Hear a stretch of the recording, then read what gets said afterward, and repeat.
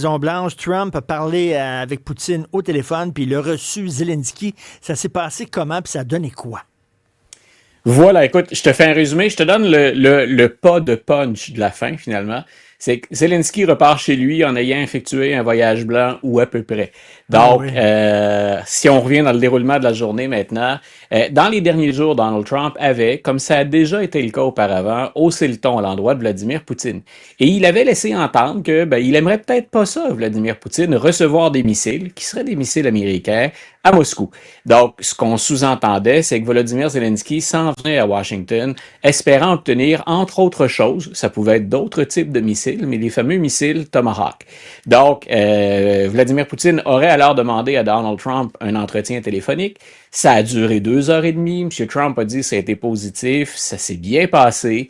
On aurait même discuté de relations commerciales possibles après la fin du conflit en Ukraine, qui est l'invasion russe. En fait, on appelle ça le conflit ukrainien, mais c'est Ben oui. l'invasion russe en Ben Ukraine, oui. ce serait bien de le rappeler. Et le président semble avoir changé de ton par la suite. Donc, Volodymyr Zelensky a appliqué la recette récente en se présentant à la Maison-Blanche. Les formulations étaient soignées, il a flatté Donald Trump, souligné le fait que ben, il était responsable de ce cessez-le-feu et peut-être, qui sait, d'un plan de paix au Proche-Orient ou au Moyen-Orient. Il était vêtu convenablement cette fois-là, donc il avait un veston. Hein, il s'était fait reprocher son Ben oui. t-shirt à sa première visite.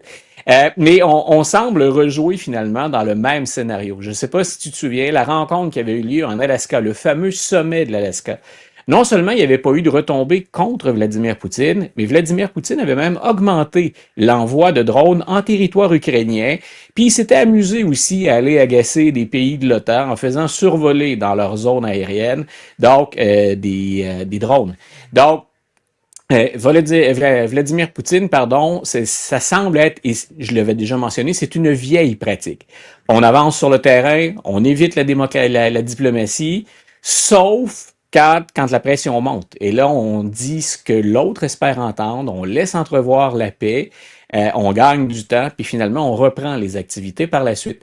Et ça semble être un autre de ces épisodes où Vladimir Poutine est parvenu à convaincre Donald Trump d'éviter des sanctions ou des missiles.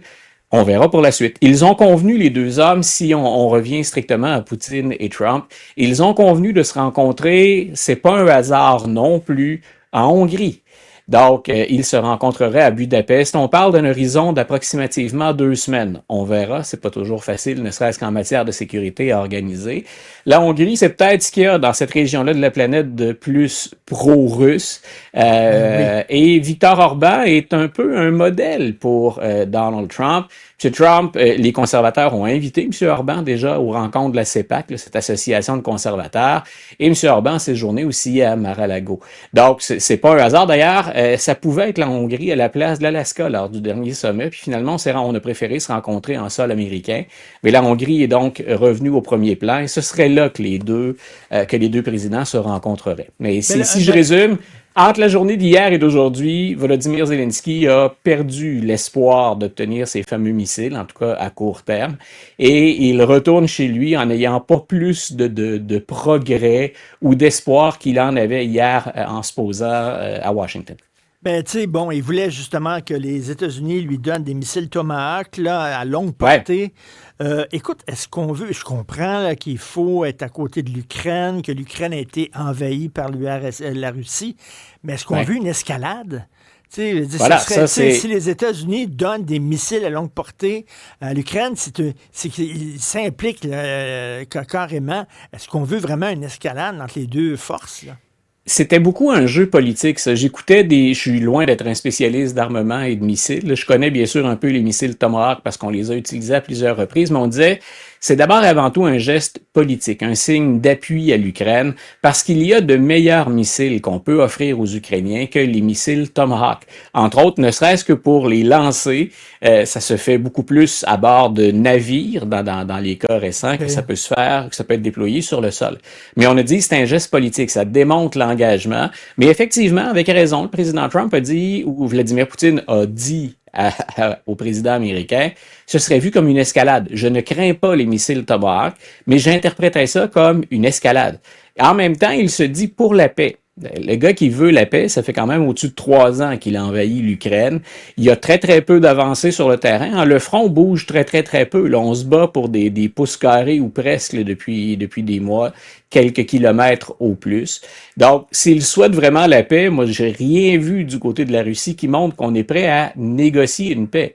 La seule vision de la paix jusqu'à maintenant qu'entretient Vladimir Poutine, c'est donnez-moi tout ce que je demande et vous aurez la paix. Et en terminant, il va y avoir des manifestations No King. On ne veut pas de roi un peu partout aux États-Unis parce qu'on associe justement Trump à un roi. Est-ce que c'est trop tard, selon toi? Écoute, ça va être intéressant à suivre parce que plusieurs de notre côté de la frontière disaient, ils attendent quoi les Américains pour réagir? Parce qu'on est plus nombreux ici à dire c'est épouvantable qu'il se passe, qu'à souhaiter qu'on reproduise la même chose qu'aux États-Unis. Donc, on dit, mais pourquoi ils bougent pas, les Américains? Ils l'avaient fait une première fois avec le No King au mois de juin.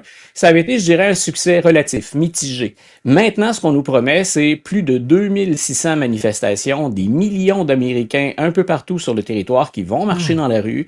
Et dans les manifestations, on va déplorer un nombre de choses variées. Ça peut être la présence de la police frontalière un peu partout et son comportement. Il y a une juge qui a exprimé d'ailleurs ses inquiétudes sur le traitement qu'on utilisait pour arrêter les gens. On faisait preuve de brutalité. Ça peut être le déploiement de la garde nationale. Ça peut être la fermeture des services gouvernementaux. Parce qu'écoute, il y a tellement de choses qu'on en parle peu, mais il y a toujours un shutdown aux États-Unis au moment où on se parle. Moi, ce que je crains en termes de manifestations, c'est le prétexte qui pourrait être utilisé, parce que déjà, du côté de l'administration Trump et des républicains, on a dit ce qu'ils font en fin de semaine, c'est anti-américain. Ça va consquer être un Américain. Toi et moi, on est assez vieux pour avoir vécu beaucoup de manifestations ou en avoir beaucoup aux États-Unis, mais ça me semble plutôt américain que de manifester. La manière de manifester, par contre, peut varier. Et oui, il y a eu, à droite, mais aussi à gauche, des débordements dans ces manifestations.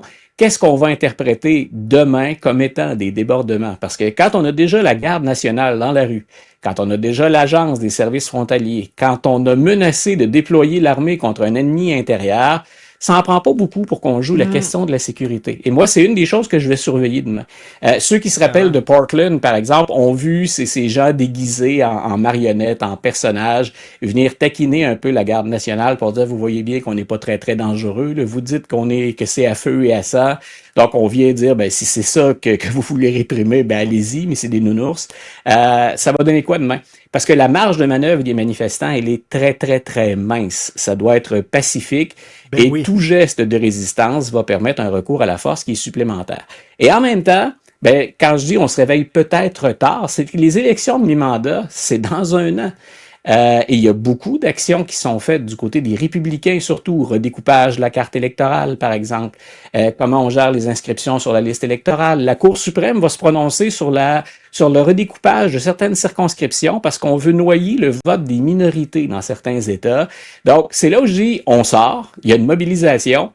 En même temps, ça se fait, entre guillemets, sous haute surveillance, puis l'échéance électorale approche, puis on est déjà en retard sur les républicains qui, eux, sont au travail. Ben écoute, si j'utilise l'humour puis ils sortent Bernie Sanders de ses mitaines, ça va peut-être bien passer.